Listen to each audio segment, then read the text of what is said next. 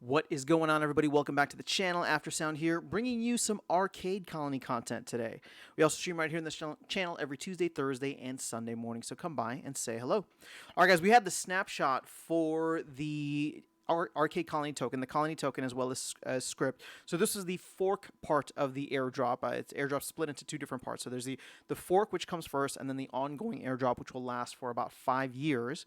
And there was 1 billion tokens, I believe, dedicated to that. Let me just double check here. Yep, 1 billion dedicated to the fork and the airdrop. So anything left over from the fork will go towards the airdrop, distribute over 5 years. So there's a lot of stuff here. Aggie put out an update yesterday. There's a lot in it, and I just figured it would be worth sharing in a video here and then give some thoughts, as this is a quickly growing, in my opinion, quickly growing and high potential area for gaming, especially on the Hive blockchain. So here is what Aggie said. I don't want to read everything out to you, but let's actually jump up here. Okay, so 194 million colony tokens will be distributed. So that represents less than 1% of the total supply. Additionally, there's 555,000 script tokens. So that's a lot. I mean, we printed like over half a million script tokens. I'm sure a good amount of those will end up getting used for packs. And keep in mind, there's going to be like 500,000 packs. So at the end of the day, we'll see how much actually makes it there. But that's just where we're at overall from a tokenomics standpoint. Now, what happens next? And this is what Aggie lists out as the short-term priorities. So they want to put up the back end as well as the front end for the Arcade Colony website, which is going to be www.arcadecolony.com. They're doing something with a login change, so it's going to support two websites instead of one. I'm assuming that's going to be GLX or the GLS platform as well, since they're both under Invenium.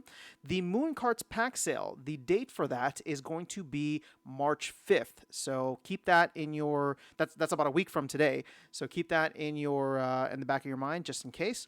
Ongoing airdrop, so the GLX and SPS stakers are going to get about 800 million. Keep in mind, we had out of the 1 billion, it was 194, so it's like 806 million colony roughly over the next 5 years, and we'll talk about that more in a separate video where we'll break down the tokenomics.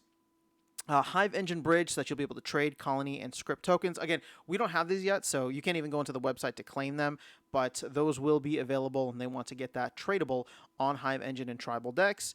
LP rewards, so keep in mind there's going to be, I believe it's 2 billion tokens, colony tokens, that'll be given out as LP rewards over the course of 20 years. So it's going to be a long time, and they want to get that set up and started very soon on Tribal Decks as well as other pools. I'm assuming a bridge to Ethereum and Binance, at least, if they're going to copy what Splinterlands has done. And then the GLS promo cards. 2 cards needed to be distributed. They were hoping to do that last week, but that should be coming soon. So then he gives a fun little timeline here for all of the short-term priorities.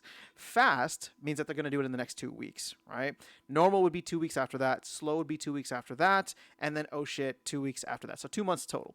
So ideally, we're going to have all of this stuff by the middle of March, and their normal time frame. If it's fast, then it'll be the first 2 weeks of March.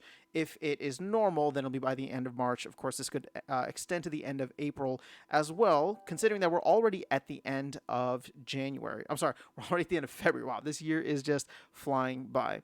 What are the priorities after that, though? So they want to take more payment methods other than just the Hive token for the Arcade Colony platform, and then they also want to integrate Mooncarts into Arcade Colony. So this is where it gets interesting, because I was really hoping that we would get Mooncarts live by the end of March, maybe by the end of April. But if everything gets oh shit, then it might actually be even after April at that point. So hopefully we don't hit that level. What are the priorities after that? Then it looks like GLS goals Season 2 pack sale and game changes, the Mooncarts general sale, and rollout of social casino games. Now, this is something that I believe Aggie had mentioned and teased on a Splinterlands town hall maybe like a year ago. It's been a long time it's been a long time since he mentioned it, but I'm really, really happy to see that it's still kind of in the mix here. and it probably makes sense that Arcade Colony would be the perfect platform for it. So I don't know the time frame for any of this stuff. Keep in mind, everything that they're trying to do here, everything that they're trying to do in the short-term priorities, that's all within the next 2 months, hopefully, fingers crossed. So everything after that would be, May onwards. Now, separately, there are changes that we want to add to Moon Carts and stuff to be designed for the social casino stuff. Moon Carts and social casino game development is handled by Salve, and we'll update on that separately. So that is really exciting because at least for Moon Carts, I believe Salve, which is the development company, has done a fantastic job. I've really enjoyed playing the alpha or beta, whatever version it's in right now, and I can't wait for the launch. So if they're able to do that with kart racing, I am very excited to see what they can do with the social casino side of things that will just add more value to the Arcade Colony platform. So what's really exciting is at this point, and I'm going to go out on a limb here, and I know timelines are never easy, especially when it comes to this, but I believe that it's very possible that we're going to see at least 2 games launched on the Arcade Colony platform by the end of the year. Again, if this stuff was like a year out, I don't know that Aggie would be talking about it as much, but if he's already talking about it now, barring any crazy setbacks, and we have seen crazy setbacks in the past, so we have to account for those, then Arcade Colony could be a very, very fun place to be, considering that there's only 200 million tokens right now, and there's going to be what is it, like 160 million. I'll do a separate video. We'll break down what the ecosystem is going to look like over the next year to 5 years or so in terms of the token distribution, because again, stuff like this, whether it's kart racing, whether it's social casino stuff, that has the potential to bring in the masses, in my opinion, right? It just lends itself to areas in which people can be easily onboarded and easily, up to speed in terms of how to play stuff. Like social casino, most people know how to play the game already. So it's just a matter of building an interface where people want to come and have some kind of Web3 element.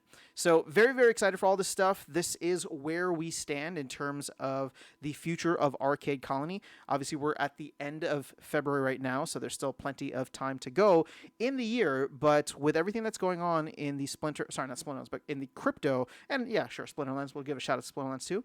But in the crypto and Bitcoin kind of space right now, this is very exciting, and I hope they're able to get all this stuff out sooner rather than later. But that is all I have for you guys in this video. Just want to share a quick update. Let me know your thoughts in the comments below. Otherwise, I'll catch you all in the next one and see you around the game. Take care.